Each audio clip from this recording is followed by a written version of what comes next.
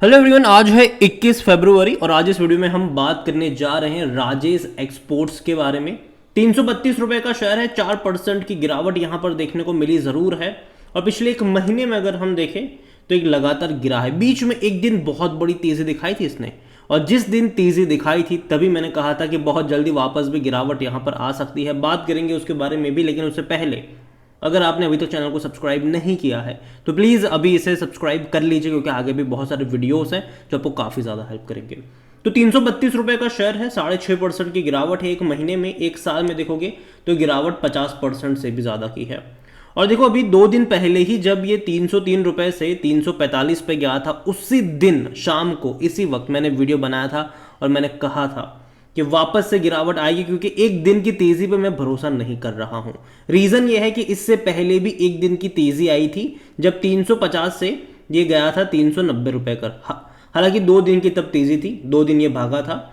उससे पहले भी तेजी आई थी, यहां पर देखो ये था 550 से 2 दिन लगातार भागा था, 604 पे गया था, बाद में गिरा। फिर अगर आप देखोगे तो ऐसा इससे पहले भी हुआ था, 565 से 2 दिन ये भाग कर गया था 620 पर, लेकिन ये गिरा है।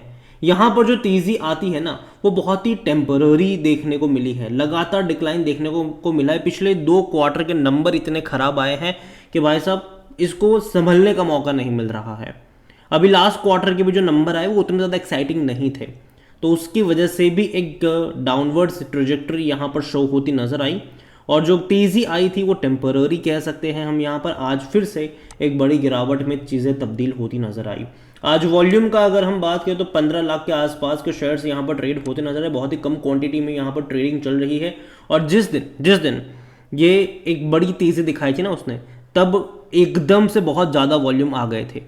और तब मैंने वीडियो बनाकर ये भी कहा था कि मुझे पता नहीं है कि ये तेज़ी क्यों आई है, शायद किसी ने इसको रिकमेंड कर दिया होगा, वरना जनरली इतने बड़े वॉल्यूम्स यहाँ पे देखने को मिलते नहीं हैं। ये इसके नॉर्मल वॉल्यूम से 15 लाख के आसपास, कभी कभी तो 10 लाख से भी कम होते हैं।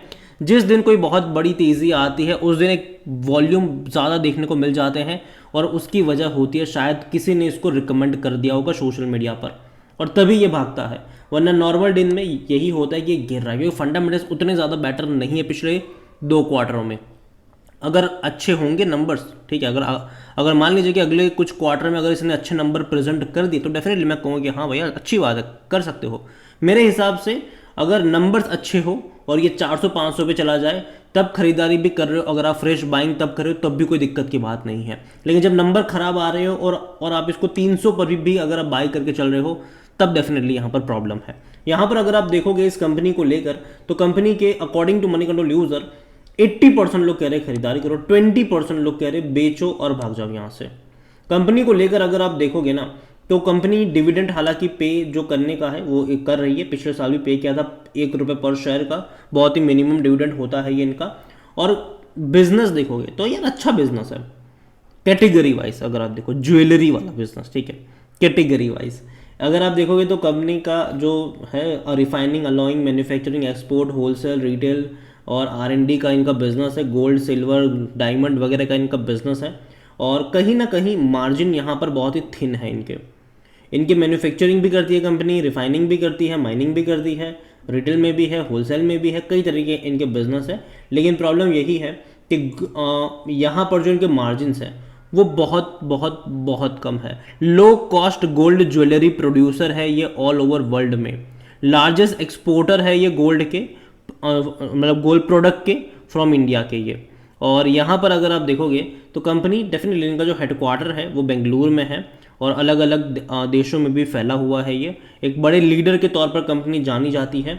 लेकिन अगर आप इनका वैल्यूएशन देखोगे तो आपको काफ़ी सस्ता लगेगा। 13-14 का इसका पी रेशो है।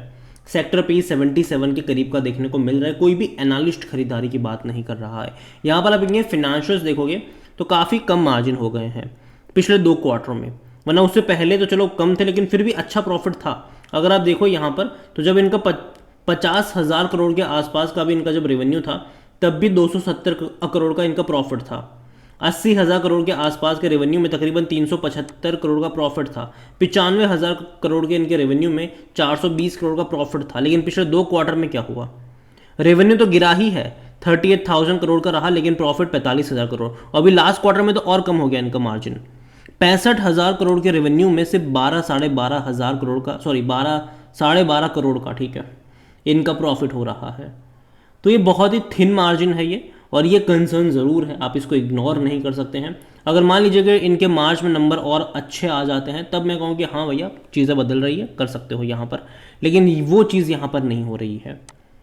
और अगर मान लीजिए कि मार्च में नंबर और ज़्यादा कम आए, तब तो हालत बद से बदतर होने के चांसेस रहेंगे इसके। तो देखो क्वार्टरली नंबर्स बहुत ज़्यादा इनके लिए मतलब मुझे लगता है कि एक प्रॉब्लम है इनके लिए, और जब तक वो चीज़ें सॉर्ट आउट नहीं हो जाती है, मैं एटलीस्ट दूर बैठ के तमाशा देखना ज़्यादा पसंद करूँगा। मैं ये नहीं सोचूंगा कि 800-900 का शेयर था, अब 330 पे मुझे मिल रहा है, क्योंकि लगातार अगर आप देखो नंबर्स में इंप्रूवमेंट आना ज़रूरी है। अगर मान लीजिए कि इसके नंबर अच्छे आ जाते हैं, ठीक है, मार्च में, और हो सकता है कि तब तक 400 पे चला जाए, ठीक है, तो भी खरीदारी करना वर्थ रहता है, क्योंकि नंबर अच्छे हैं, खरीदारी कर सकते हो। लेकिन अगर ये 330-300 पे आप खरीदारी कर रहे हो और नंबर्स अच्छे नहीं आते लगातार, तो फिर भैया वो भी एक अच्छा मतलब जो लेवल होता है वो खरीदारी का नहीं होता है। यहाँ पर अगर हम इनके शेयर होल्डिंग की तरफ चलेंगे, तो जो प्रमोटर है उनके पास 54.55% का स्टेक है, अच्छी बात है।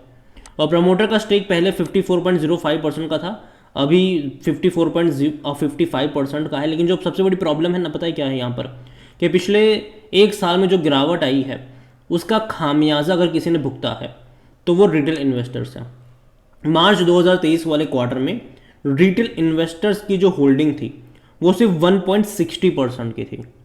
आज दिसंबर आते आते सिर्फ 3 क्वार्टरों में ये बढ़कर 10.86 पर आ गए। मतलब कि 9% से भी ज़्यादा की खरीदारी सिर्फ और सिर्फ रिटेल इन्वेस्टर्स ने यहाँ पर करी हुई है, और बाकी सब ने यहाँ पर बेचा है। म्यूचुअल फंड हालांकि 0.08 से थोड़े बहुत बढ़ के 0.12 पर जरूर आए हैं। डोमेस्टिक अगर आप देखो यहाँ पर 11.18% थे, 10.95 पर आ गए।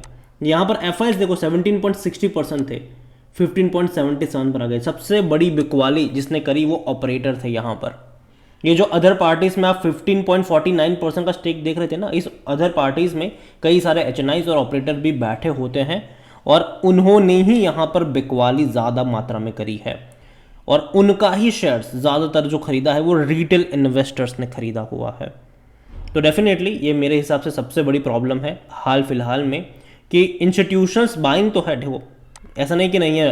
डोमेस्टिक अच्छी खासी क्वांटिटी कह सकते हो आप इसको, एफआईएल्स भी अच्छी खासी क्वांटिटी आप कह सकते हो यहाँ पर, लेकिन प्रॉब्लम यही है कि वो यहाँ पर ऐड नहीं कर रहे हैं, वो भी लगातार पिछले कुछ क्वार्टर से थोड़ा थोड़ा करके बेच ही रहे हैं।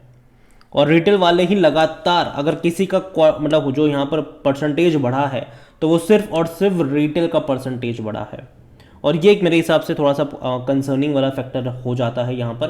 तो राजेश एक्सपोर्ट मैं कहूँगा देखो न्यूज़ में बहुत ज़्यादा रहेगा ये, और अगर कोई आपको रिकमेंड करता है, ठीक है, अगर कोई बड़े एनालिस्ट अगर करते तो चलो बात कुछ और समझ में आती है, कुछ ब्रोकरेज हाउस करते तो समझ में आती है, लेकिन इक्का दुक्का किसी ने अगर बोल दिया है, वो सोच कर अगर आप बाइंग करने चले जाओ तो पहले आप फंडामेंटल्स चेक करिएगा इस कंपनी के, क्योंकि अगर आप इसका चार्ट देखोगे एक साल का तो समझ में आता है कि यहाँ पर 1-2 दिन की तेज़ी ने सस्टेन नहीं करा है, 1-2 दिन की तेज़ी ने सस्टेन नहीं करा है। अब जिन लोगों ने 345 पे ख़रीदा है वो यहाँ पर इंतज़ार करते रहेंगे कि भाई साहब कब मेरा भाव मिल जाए, तो ये दिक्कत है यहाँ पर। आप 5 साल का ग्राफ देखोगे तो 41% का डिक्लाइन है, और तेज़ी बहुत अच्छी आई थी, और डिक्लाइन अगर आप देखो तो कहाँ से आया, तकरीबन 950 रुपये से एक झटके में गिरा था, ये एक झटके में गिरा था यहाँ पर। तो प्रॉब्लम है, और जब तक वो चीज़ें सॉर्ट आउट नहीं होती, मैं इतना ही कहूँगा कि दूर बैठो, तमाशा देखो, जल्दबाजी मत करना यहाँ पर, जब तक फंडामेंटली चीज़ें अच्छी नहीं हो जाती, जब तक इनके अगले क्वार्टर के नंबर नहीं आ जाते, जब तक इस कंपनी को लेकर कोई बड़ी और पॉजिटिव खबर नहीं आ जाती। यही मेरा मानना है। अगेन मेरी तरफ से कोई बाय सेल रिकमेंडेशन नहीं है, पूरी की पूरी मर्जी आप ही की होनी चाहिए। वीडियो को यहीं पे एंड करता हूँ। पसंद आया हो तो लाइक करो, शेयर करो, चैनल अगर पहली बार है तो प्लीज़ सब्सक्राइब करें। और राजेश एक्सपोर्ट्स के बारे में आप क्या सोचते हैं वो भी आप मुझे कमेंट में लिखकर बता सकते हैं। इसके अलावा पिछले कुछ टाइम में अगर आप देखोगे ना तो गोल्ड सेक्टर से जुड़ी हुई बहुत सारी कंपनियाँ लिस्ट हुई है अभी हाल फिलहाल में ही। और अगर आप चाहते हैं कि मैं उनमें से भी किसी के ऊपर एक डिटेल वीडियो बनाऊं तो कमेंट में उसका नाम लिखेगा। जितनी ज़्यादा कमेंट आएगी उतना ही जल्दी वीडियो आएगा। Thank you.